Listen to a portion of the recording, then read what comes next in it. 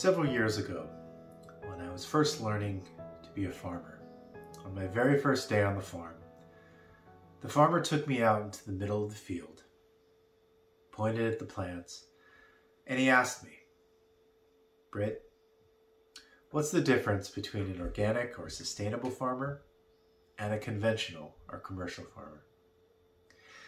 Now, of course, I was very, or at least I thought, well informed about the differences, so I rattled off all of the differences. One uses chemicals, one does not. One is focused on small scale, one is big, all of these things. And after some time, after I had exhausted my memory of all of the things that I knew were right about the difference, farmer stopped and he said, "Well, all of those things, many of those things are true, but really the difference is quite simple. And that is that conventional farmers grow plants. Sustainable farmers grow soil." And that lesson at that moment, I didn't necessarily know at that time, but that learning would profoundly change my life. Not only farming, but in my work leading others and eventually designing and facilitating leadership with so many people around the world.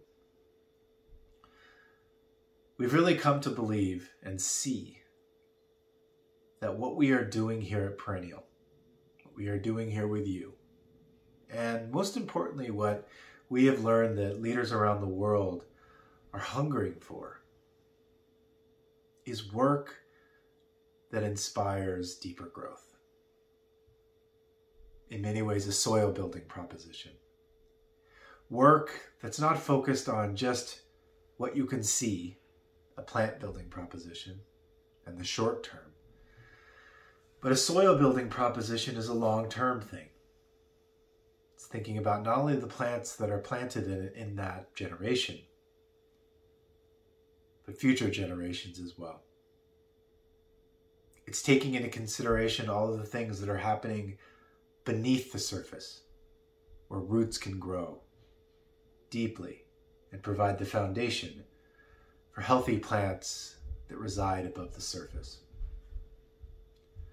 We've learned in our work at Perennial that this work of soil building is really where leadership comes from. Transformational leadership, that is. And so we begin our program focused on this question of how do we build soil? How do we build soil together under this program? And how do we nurture the conditions for transformation in our organizations and in our work with a long-term perennial orientation to what we do?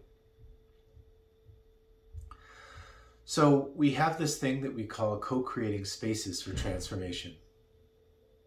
These are a few guidelines that we have learned over the years that in a program can really help to inspire people to open up, to be present for each other, and ultimately to facilitate the kind of transformation that we seek in the work that we do.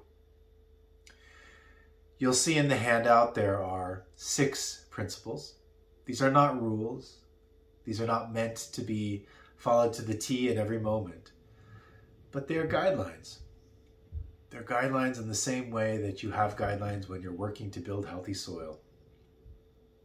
Things that can help to encourage and facilitate growth. We'll go over these very briefly. But the first is to hold an open heart. So sometimes in this program, there may be times where you feel tempted, or not even tempted. It could be something that is said, or could be something that is introduced in the program that leads us to close our heart and not be open. So as much as you can, we encourage you to hold that open heart. Second, to speak with I statements. Do your best to speak from I. Do your best to speak from your experience. As social justice advocates, we are often in a place where we are speaking for others. And while that is important to be advocates, we've also learned that sometimes we lose where we are in those statements. So we encourage you, and we'll help to correct you from time to time, to speak from I and your own experience. Third is to stay curious. Again, it's very easy to enter into new experiences and just be seeing things through the lens of judgment, how it lines up with your own personal experience of the way the world works.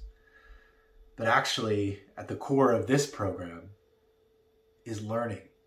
And in order for you to learn, you have to stay curious. So we encourage that as much as we can. Fourth is to be on your learning edge. This is something that some of you may be familiar with as a principle where we are uncomfortable, where we're sort of at that point where what we know and what we don't know, we feel something pushing up against that. But we also know from that experience that that's where learning and growth and transformation happens. So if you're too comfortable during our time together, it actually is a sign that maybe you should work toward being a bit more uncomfortable. And again, our role as facilitators is to help push you toward that learning edge. Next is to practice confidentiality. We're building a learning container together. We're building a space for people to grow and learn. And there will be sharing that happens.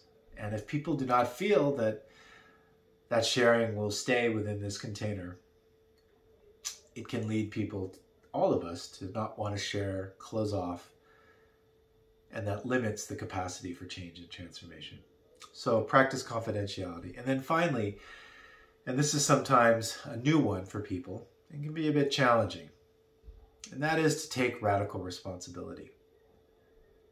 Taking radical responsibility means not discounting the things that external forces may have done to us and shaped our lives, but it's actually saying that you have the power, you have the capacity to change, and you have the capacity to respond. And we call this responsibility. So these 6 principles are here for us as guidelines. And again, things that we've learned along our almost 15 years of doing this work with leaders around the world. When these guidelines are present, the soil is healthy and the transformation can happen. Enjoy the rest of the module.